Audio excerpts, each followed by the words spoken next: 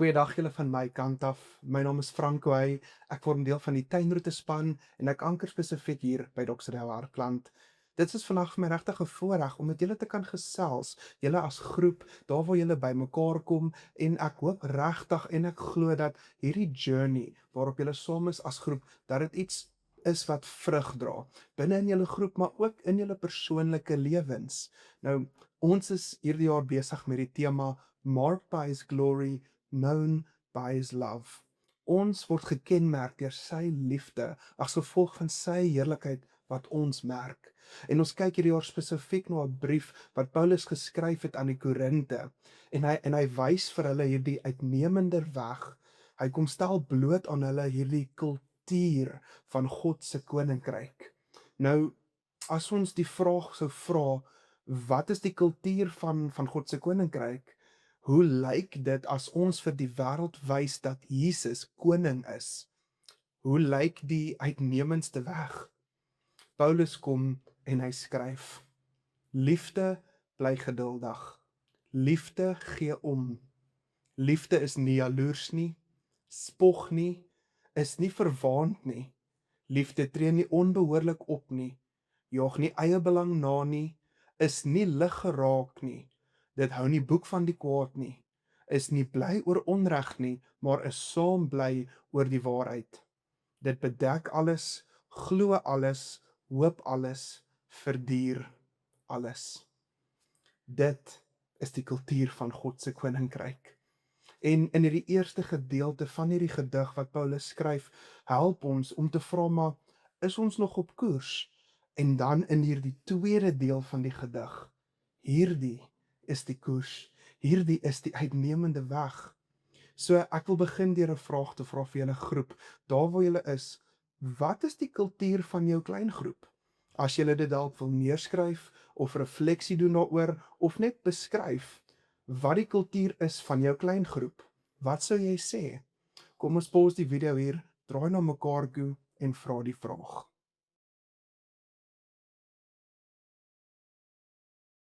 Ons noem voorbeelde vanuit ons groep as byvoeglike naamwoorde, soos vriendelik, vrygewig, liefdevol.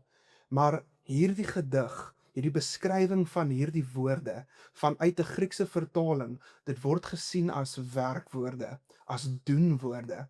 So ons vra dan, hoe kan ons gaan van beskrywing na doen toe? En vandag gaan ons 'n bietjie kyk hierna en ons gaan sien dat hier is 'n proses aan die gang. Onthou, groei gebeur nie oornag nie. Dit is 'n proses en ons gaan hierdie proses die res van die jaar saam uitoefen. Want disippelskap is nie iets om te wees nie. Dis iets om te word. En om te word nodig herhaling. Ons kan nie disippels wees sonder dissipline nie. En as ons hierdie kultuur wil skep, hierdie kultuur vestig van God se koninkryk, van liefde, dan moet ons verstaan dat dit is 'n proses. En die proses by dit wat Paulus hier skryf, dit is hierdie samewerking. Samewerking tussen hom en die Heilige Gees. En daardie selfde Heilige Gees wat Paulus lei, woon nou in jou. Dit werk nou in jou. En hierdie Heilige Gees help ons, dit help ons om te groei in die proses, in die liefde. Ons praat oor hierdie kultuur van liefde. Ons praat oor ons wil saam groei in hierdie liefde, hoe ons liefde word. En 'n maklike manier dalk om dit te doen en om skrif te ontleed, is om te sien hoe die skrif ons transformeer. Is om te kyk na verskillende aspekte. En vandag gaan ons 'n bietjie kyk na verskillende aspekte. Eerstens is, ons moet werk met die woorde van hierdie gedig. Byvoorbeeld, die eerste 3 woorde van hierdie skrif. Liefde bly geduldig. Hierdie 3 woorde in Grieks wys vir ons agape, die liefde, en dan 'n werkwoord, geduld. Nou, agape in die Griekse woord, dit word gebruik vir liefde. Dis 'n beskrywing vir liefde. En die wonderlike ding hiervan is dat Jesus het daai woord gevat en hy het so gelewe. Die kultuur wat geskep was, dit was van so 'n aard dat hierdie Griekse woord agape 'n hele nuwe betekenis gekry het oor tyd. En agape sien ons vandag is die hoogste vorm van liefde. Dis 'n volmaakte liefde. Dis 'n goddelike liefde, 'n onvoorwaardelike liefde. En dis die visie, dis die droom. Dit is dat vandag dit weer so kan word. En mag dit weer so gebeur. Mag hierdie woord, liefde, weer word soos wat dit bedoel was om te wees, omdat ons anders lewe. Die liefde, en dan is daar 'n werkwoord, geduld. En dit is deel van hierdie proses van groei, van hierdie vestiging van die kultuur van die koninkryk van God. Ons werk met die woord, geduld. Die Griekse woord beteken lankmoedig, volhard, geduld oor 'n lang tyd, moedig in moeilike situasies. So ons sien dat die liefde hou aan wanneer dinge nog nie reg is nie, waar dinge dalk nog nie is soos wat God dit bestem het om te wees nie. So wat doen liefde? Die liefde, geduld, werkwoord. En die vraag is dan, okay, hoe maak ek met die mense of dinge wanneer hulle of dit nog nie is wat God vir dit bedoel het om te wees nie? Die liefde hou aan wanneer dinge nog nie reg is nie. Wanneer ons op 'n plek kom om dit dan te verstaan en te leef en uit te vloei, dan besef ons en ons aanskou Jesus. Ons aanskou Jesus.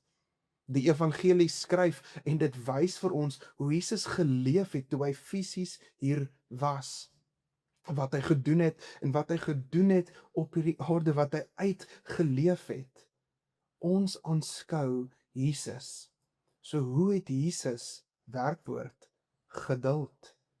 En as ons net kyk in die evangelies na die verhale waar Jesus met Petrus engage het, jy weet selfs toe Petrus dinge gedoen het en gesê het wat hy dalk nog nie bedoel het om te wees of bestem was nie, Jesus het nie onttrek nie, nee, Jesus het gebly, Jesus het bly gesels, Jesus het bly uitnooi, Jesus het bly leer, hy het bly die vrae vra, hy het hom genooi, Jesus, geduld.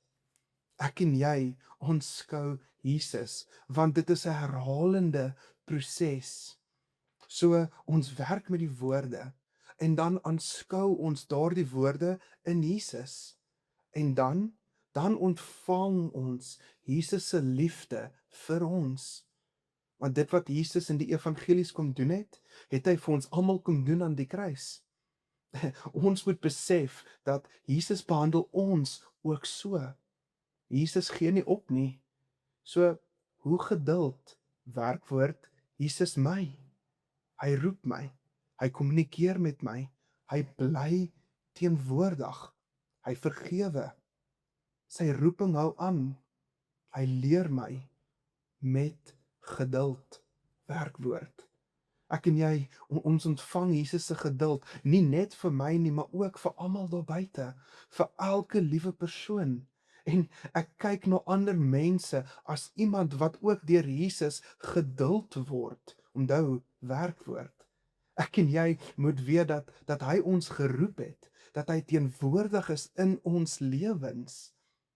En so begin ons dan ook na mekaar kyk deur die oë van Jesus se liefde. Want dan begin ons te droom. Droom oor ons lewens, droom oor ons gemeente. Want as dit is wie Jesus is, binne in ons, ja, dan kan ons al hoe meer daardie liefde weerspieël. En so, hoe kan dit dan in 'n gemeente lyk? Hoe kan dit in 'n gemeente lyk as ons wil groei in die liefde, geduld? Hoe kan ons hierdie liefde uitleef? Hoe kan ons as gemeente groei in geduld, in genade, in liefde? Die Heilige Gees help ons om dit te sien. En wanneer ons daai prentjie begin sien, dan kyk ons na die prentjie en dan sien ons hoe lyk hierdie liefde in ons gemeente. Wanneer ons dit dan sien, wanneer die Heilige Gees ons help daarmee, dan doen ons daai selfondersoek. Ons moet self ondersoek. Want as jy die prentjie sien van hoe dit lyk in ons gemeente, dan vra ons die vraag, okay, maar hoe lyk my deelname? Hoe lyk my deelname in hierdie gemeente, in hierdie prentjie? Hoe help ek die liggaam groei? Is ek teenwoordig in mense se lewens? Daag ek op? Kan ek iemand geduld op die manier hoe Jesus hulle geduld? As daai persoon teenwoordig is, daag ek op? Is ons besig om mekaar te leer ken? Want ons kan nie iemand geduld of iets geduld of die swakpunte en die foute uitken en uitwys en hulle myne as ons mekaar nie leer ken nie.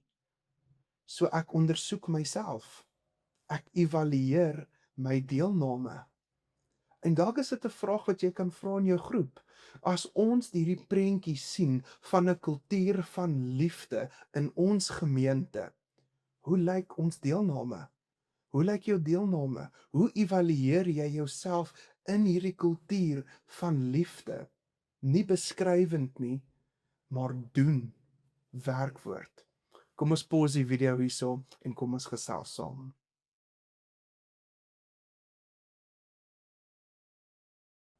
So nou, as die prentjie daar is om ons te help en te evalueer, dan moet ons dit uitoefen. Ons oefen dit uit. Ons probeer nie net liefde te wees nie. Ons oefen daardie liefde. Ons oefen geduld. Ons leer om mekaar te dra. Ons leer om mekaar te help groei. Ons span daardie lang lyne want ons skep 'n kultuur van God se koninkryk. Ons herhaal hierdie proses. Ons groei saam.